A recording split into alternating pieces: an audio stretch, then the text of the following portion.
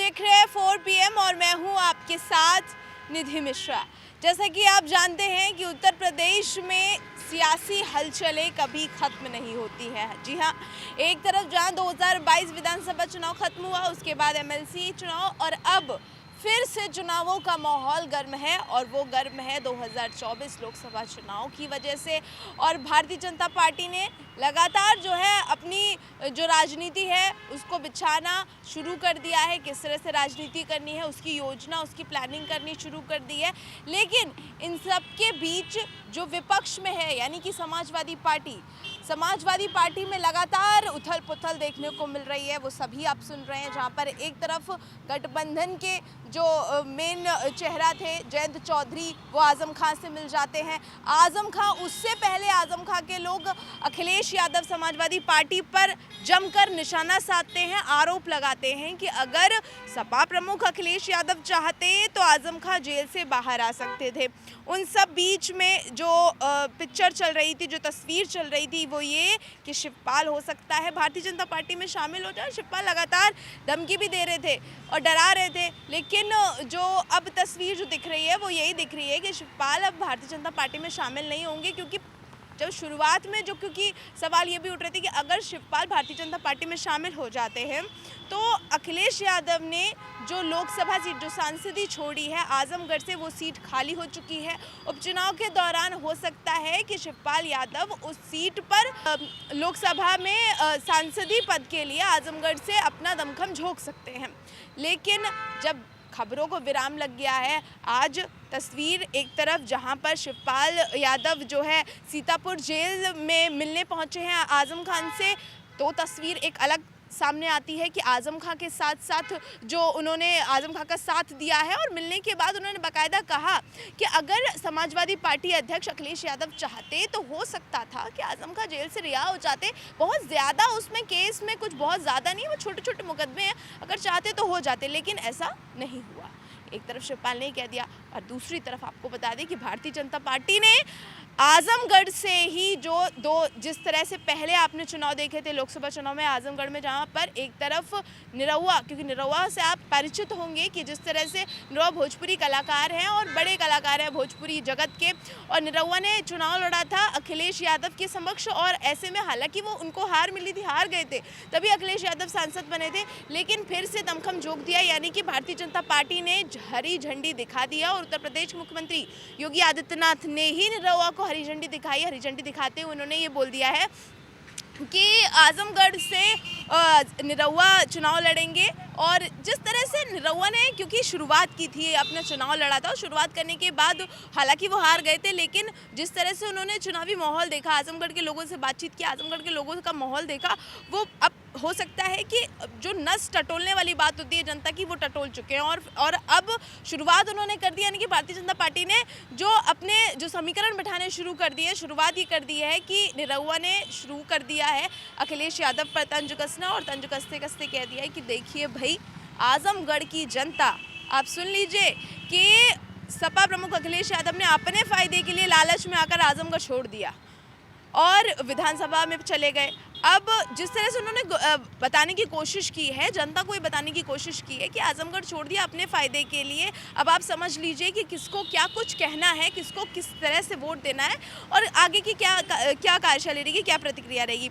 और उसके साथ साथ उन्होंने अखिलेश यादव पर यह भी कहा है कि भाई देखिए, आजमगढ़ में बहुत कुछ किया नहीं अखिलेश यादव ने, और वो चले भी जाते हैं तो कोई खासा असर नहीं होगा क्योंकि कुछ बदलाव नहीं दिखा है, वैसे का वैसे ही है आजमगढ़। और हो सकता है कि भारतीय जनता पार्टी से अगर निरहुआ जीत जाते हैं तो कुछ बदलाव होगा, ये तो आने वाला वक्त बताएगा, क्योंकि जो सीट खाली है उसे लेकर तमाम तरीके के कयास लगाए जा रहे हैं। लेकिन इन सभी तस्वीरों से, क्योंकि निरहुआ जो है सामने आ चुके हैं, भारतीय जनता पार्टी ने खुद हरी झंडी दिखा के सामने कर दिया है कि हाँ, अब लोकसभा चुनाव में सांसदी आजमगढ़ से वो भी, तो ऐसे में शिवपाल का जो एक पल्ला लगातार कयास लगाए जाते हैं कि शिवपाल हो सकता है भारतीय जनता पार्टी में शामिल हो सकते हैं, हो सकता है, उस पर विराम लग जाता है। यानी कि तस्वीर एक तरफ शिवपाल सिंह यादव की आजम खान से मिलने के बाद और दूसरी निरहुआ के आजमगढ़ में सीट जो चुनाव है उसको आगे बढ़ने के बाद तस्वीर एकदम साफ दिखाई देती है कि दोनों ही तस्वीर एकदम क्लियर दिखाई दे रही है कि शिवपाल हालांकि जो है आज़म खान के साथ जा सकते हैं, लेकिन इन सब के बीच जो समाजवादी पार्टी में पूरी तरह से जो घिरा हुआ है, वो अध्यक्ष जो बने हुए हैं अखिलेश यादव, वो घिरे हुए हैं, अपने ही लोगों से घिरे हुए हैं, अपने ही लोग, जहां पर शिवपाल सिंह यादव चाचा हैं और उनके साथ साथ आज़म खान एक वरिष्ठ नेता रहे हैं, बहुत लंबे समय से समाजवादी पार्टी से जुड़े रहे हैं। उनके साथ साथ कई तमाम जो मुस्लिम समुदाय के जो नेता हैं, बड़े नेता हैं, कद्दावर नेता रहे हैं समाजवादी पार्टी में, उनसे घिरे हुए हैं। ऐसे में चुनौती अखिलेश यादव के लिए बेहद ज़रूरी होगी और किस तरह से वो इस पूरी चुनौती को सामने लाएंगे, ये भी देखने वाली बात होगी। इन सब के बीच आपको हम बयान सुनाते हैं शिवपाल सिंह यादव का कि मुलाकात करने के बाद उन्होंने क्या कुछ कहा, वो सुनवाते हैं। और आज विधानसभा में सबसे सीनियर 10 बार के विधायक हैं, सबसे इतना कोई भी नहीं है। और इसके साथ साथ लोकसभा के सदस्य भी रहे, राज्यसभा के सदस्य भी रहे। तो इस समय विधानसभा में आजम साहब से बिल्कुल मैं गौरव से प्रयास कर रहा हूँ, लेकिन इस वक्त की काफी यहाँ पे भीड़ है और हम तक पहुँचने की कोशिश। आजम भाई की मदद करते या संघर्ष करती दिख नहीं रही है, ये दुर्भाग्य है। रविदास मल्होत्रा दुर्भाग्य है। रविदास मल्होत्रा आपसे मिलने आ रहे हैं, ऐसी खबर आ गई है। अभी हमें क्यों डिस्टर्ब कर, तो देखिए अभी हमें दिख नहीं रहा है कि समाजवादी पार्टी मदद कर नहीं पा रही, करना चाहिए था। तो अब तो हम तो यहाँ के बाद जाने के बाद, वैसे तो नेताजी की अगुवाई में समाजवादी पार्टी को लोकसभा में भी मनोजा हाँ ठीक है रखना चाहिए। और जबकि लोकसभा में कई सदस्य हैं, राज्यसभा में भी कई सदस्य हैं, तो इस बात को और नेताजी की अगुवाई में अगर धरने पर भी बैठ जाते तो प्रधानमंत्री जरूर नेताजी की बात को सुनते, क्योंकि नेताजी सब जानते, पूरा देश जानता है कि प्रधानमंत्री बहुत नेताजी का बहुत सम्मान करते हैं। तो ये बात समाजवादी पार्टी के लोगों को रखना चाहिए था। इतना सीनियर, इतने फाउंडर मेंबर होते हुए भी आजम भाई की मदद नहीं हो पा रही। इतने छोटे छोटे मुकदमे, झूठे मुकदमे, इतने झूठे मुकदमे, अब केवल एक मुकदमा बचा, एक मुकदमा बचा है केवल। 6 महीने हो गई, बहस हो गई, सब कुछ हो गई, बात आपकी हुई, हो गई, आपके साथ जा रहे हैं। देखिए अब हम तो साथ हैं ही, आजम भाई के साथ हैं, आजम हमारे साथ हैं, हम उनके साथ हैं। बीजेपी में समाजवादी पार्टी छोड़ रहे हैं, समाजवादी पार्टी छोड़ रहे हैं, हैं। आजम खान समाजवादी पार्टी छोड़ रहे हैं।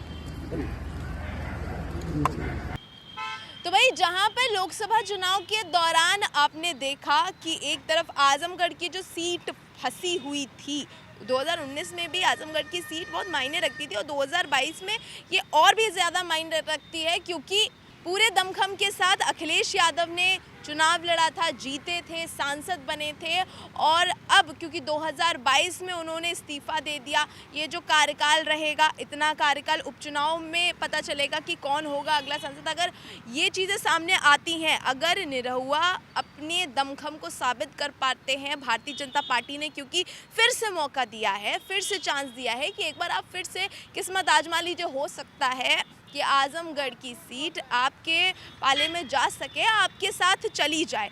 लेकिन ऐसे में जो तस्वीर बिल्कुल जुदा देखने को मिलती है कि शिवपाल यादव के साथ लगातार अटकलें लगाई जा रही थी कि वो आजमगढ़ से चुनाव लड़ सकते हैं, उपचुनाव में सांसद बन सकते हैं, लेकिन अब तस्वीर बिल्कुल साफ है, मतलब कि वो नहीं जाएंगे भारतीय जनता पार्टी में। निरहुआ आगे बढ़ेंगे, किस तरह से आगे बढ़ेंगे, क्या कुछ कहेंगे, ऐसे में अखिलेश यादव का कोई भी बयान, कोई भी जवाब सामने नहीं आया। ऐसे में अखिलेश यादव किस तरह का बयान देते हैं, क्या कुछ कहते हैं, क्या कुछ सोचते हैं, ये भी देखना बेहद ज़रूरी होगा। और 2024 क्योंकि उत्तर प्रदेश के लिए बेहद महत्वपूर्ण हो जाता है और जो कुछ सीटें जो हॉट सीटें हैं आजमगढ़ उन्हीं हॉट सीटों में से आता है और अब और भी ज़्यादा हो चुका है। ऐसे में 2024 में किस तरह से भारतीय जनता पार्टी और समाजवादी पार्टी अपनी पूरी जो राजनीति है वो बिछाती है, क्योंकि 2024 बहुत ज़्यादा दूर नहीं है, शुरुआत हो चुकी है। जैसा कि आप सभी जानते हैं कि 2024 की शुरुआत सभी पार्टियों ने कर दी है। ऐसे में आगे क्या कुछ होगा, कैसे होगा, ये सब आप देखेंगे सिर्फ और सिर्फ 4 PM पर। मैं निधि मिश्रा, नमस्कार।